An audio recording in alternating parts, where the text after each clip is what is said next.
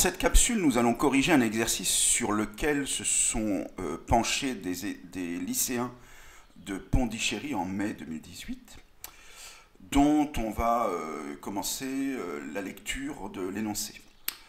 On nous précise que les parties A et B peuvent être traitées de façon indépendante.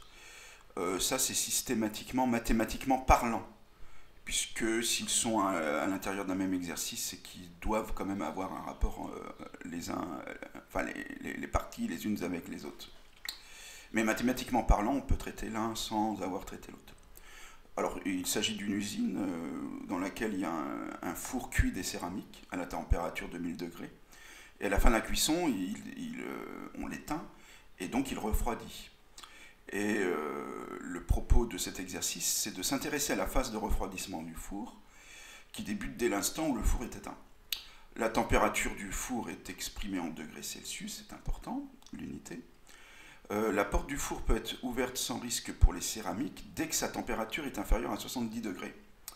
Que ce soit clair, c'est si vous ouvrez la porte de ce four avant que sa température soit inférieure à 70 degrés, c'est-à-dire à 100, 200 degrés, etc., vous abîmez les céramiques.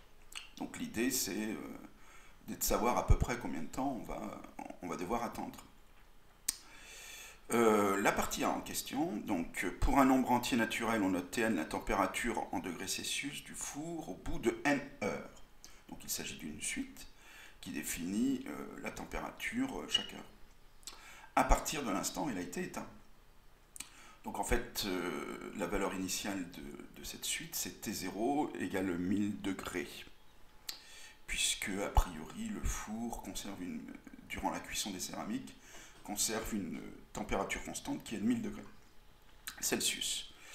Et au lieu de vous donner une suite définie par récurrence, là il y a une petite originalité, on vous donne cette définition à l'aide d'un algorithme. Mais si vous observez de plus près cet algorithme, en fait, il ne s'agit rien d'autre d'une définition par récurrence de la suite. Là, on boucle de cette façon-là, mais donc c'est comme si on avait défini la suite de la façon suivante. Alors, T0 égale 1000, et Tn plus 1 égale 0,82 Tn plus 3,6. Ça revient strictement au même. Donc lorsqu'on nous demande de déterminer la température du four arrondi à l'unité au bout de 4 heures de refroidissement, il s'agit de calculer T4 à l'aide de la formule de récurrence que je vous ai donnée. Alors bon, pour traiter cette question, soit vous rentrez l'algorithme en langage machine dans votre calculatrice préférée, soit vous utilisez le mode qui permet de rentrer la définition d'une suite par récurrence. Alors, je passe assez rapidement sur le reste de l'énoncé. On va, dans la partie B, on modélise ce temps de refroidissement, et il y a tout un tas de questions pour en savoir plus sur ce modèle, et en ayant toujours en tête qu'on veut savoir le temps au bout duquel la température est inférieure à 70 degrés. Et donc, voilà, là, le petit c, c'est la réponse à cette problématique. Et donc, après, on étudie la température moyenne du four entre deux instants T1 et T2, on y reviendra. Et on vous demande une interprétation de la limite, dont on verra la valeur après son calcul. Alors, je reviens à notre fameux T4. Donc là, quoi qu'il advienne, on utilise la calculatrice, soit en programmant l'algorithme, soit en utilisant le mode suite définie par récurrence. En tout cas, quoi qu'il advienne, on doit trouver à l'aide de la calculatrice environ 463 degrés Celsius. La deuxième question, il s'agissait de trouver cette formule. Il fallait prouver que Tn était égal à cette valeur-là. Pour tout n. Alors ça, c'est la forme, on vous demande en quelque sorte de prouver que c'est la forme explicite de la suite Tn. Ben, on va utiliser une méthode par récurrence. Dans un premier temps, on initialise, on vérifie que T0, en remplaçant n par 0 là-dedans, donne bien 1000, ce qui est le cas. On effectue une hypothèse de récurrence, c'est-à-dire qu'on suppose que cette formule est vraie pour un n donné. On se sert de la définition par récurrence de la suite, et on va remplacer dans un premier temps ce Tn par ce que me donne l'hypothèse de récurrence, c'est-à-dire ce terme-là. Puis là, je vais développer, je vais essayer de faire apparaître, donc j'ai en tête qu'il faut que je fasse apparaître 0,82 puissance n plus 1, qui va apparaître grâce au moment où je vais développer cette parenthèse, c'est-à-dire le 0,82, surtout ne pas le multiplier avec 980, ça serait bien dommage. Le 0,82, vous allez le multiplier par 0,82 puissance n, ce qui va donner notre 0,82 n puissance n plus 1, pardon. Voilà, alors ça donne ça, le 180, donc je n'y ai pas touché. Par contre, le 0,82, je vais bien le multiplier par 20. Là, j'en entends rien d'autre que le résultat, 16,4.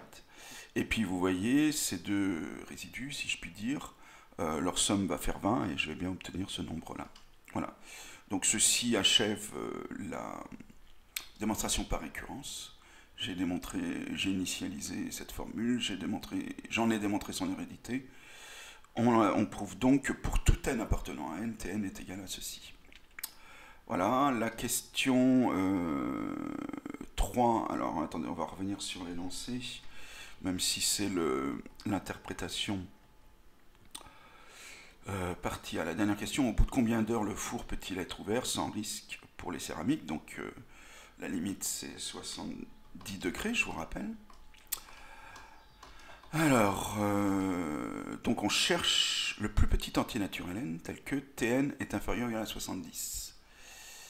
Il y en a probablement beaucoup qui fonctionnent, mais nous, on veut être informé du moment à partir duquel ça, effectivement, la température est passée en dessous de 70 degrés. Alors on pourrait tenter de faire ça à l'aide de la calculatrice, par tâtonnement, et donc à l'aide du tableau qui permet de donner les valeurs des différents termes de la suite définis par récurrence, ou de forme explicite, c'est guère plus rapide. Donc vous obtiendrez qu'il faut attendre 15 heures. Mais une méthode plus rigoureuse, et que je vous conseille très fortement, c'est de résoudre cette inéquation.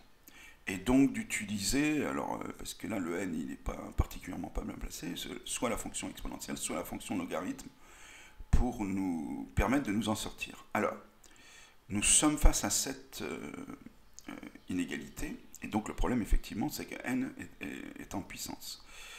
Donc en fait, déjà je vais me ramener à une forme de l'inéquation de telle sorte qu'il n'y ait que la puissance de n dans le membre de gauche. Donc ça me donne ça, hein, 70 moins 20, ça fait bien 50. 50 divisé par 980, après simplification, ça fait bien 5/98e. Et là, donc, ce que vous allez faire, vous allez utiliser la formule qui dit que n ln de a est égal à a puissance n, et tout de suite passer au logarithme népérien de... Alors, attendez, je reprécise là, donc... A est inférieur à B équivaut à ln de A inférieur ou égal à ln de B. Mais comme j'ai un ln de A puissance n ici, je peux tout de suite dire que c'est de la forme n ln de A. Et donc le ln dans le membre de droite s'explique par le fait que de l'équivalence entre A inférieur ou égal à B et ln de A inférieur ou égal à ln de B. Je poursuis, j'ai juste maintenant besoin d'isoler le n. Alors là, il faut faire très attention, parce que comme 0,82 est compris entre 0 et 1, ln de 0,82 est négatif. Donc en fait, lorsque je passe de cette équivalence-là à celle-là, il faut être très très vigilant. Je divise chacun des membres de cette inégalité par nombre négatif. Donc je change le sens de l'inégalité. Je n'ai plus qu'à calculer une valeur approchée de ce nombre, 4,99. Je cherche le premier entier qui soit supérieur ou égal à environ 14,99, et bien on retrouve notre 15 heures déterminées par tâtonnement précédemment. Voilà, ceci achève la correction de la partie 1. Je vous remercie de l'avoir suivi et je vous dis à très bientôt.